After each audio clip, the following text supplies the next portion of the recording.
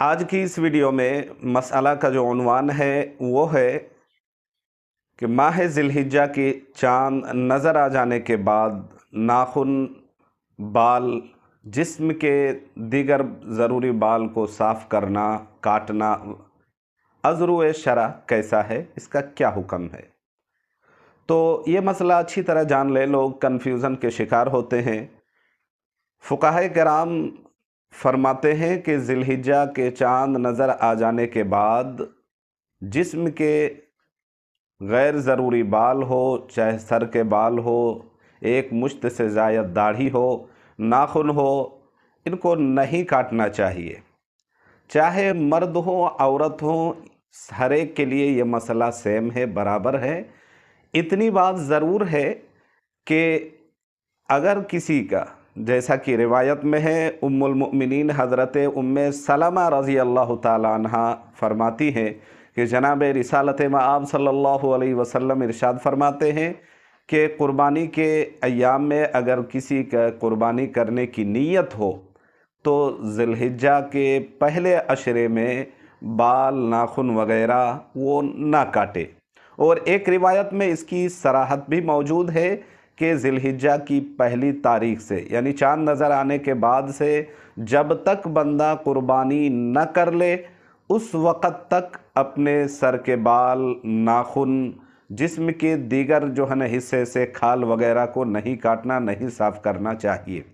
लेकिन ये अच्छी तरह समझ लें कि ये अमल फ़क़त मुस्तहब है।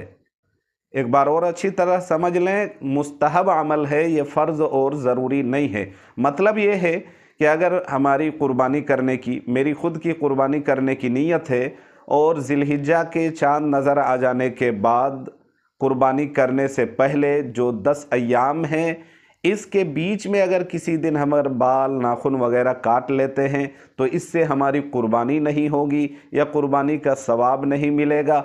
ऐसा बिल्कुल नहीं है, हमारी कुर्बानी भी सही होगी और पूरा पूरा अजर और सवाब भी मिलेगा इंशाअल्लाह।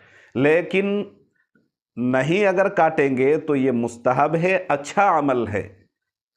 तो अच्छी तरह समझ लें कि कुर्बानी के अय्याम में ज़िलहिज्जा के पहले अशरे में चाँद नज़र आने के बाद से लेकर जिस किसी के भी कुर्बानी करने की नीयत हो, अपनी कुर्बानी जब तक न कर ले उस वक़्त तक, चाँद की पहली तारीख से कुर्बानी करने तक बाल, नाखून वग़ैरह न काटना, ये मुस्तहब अमल है। यानी एक्स्ट्रा आपको जो नेकियां मिलने वाली थी, सवाब मिलने वाला है, वो नहीं मिलेगा अगर कोई काट लेता है। कुर्बानी भी हो जाएगी और कुर्बानी का पूरा पूरा सवाब और अजर भी मिलेगा।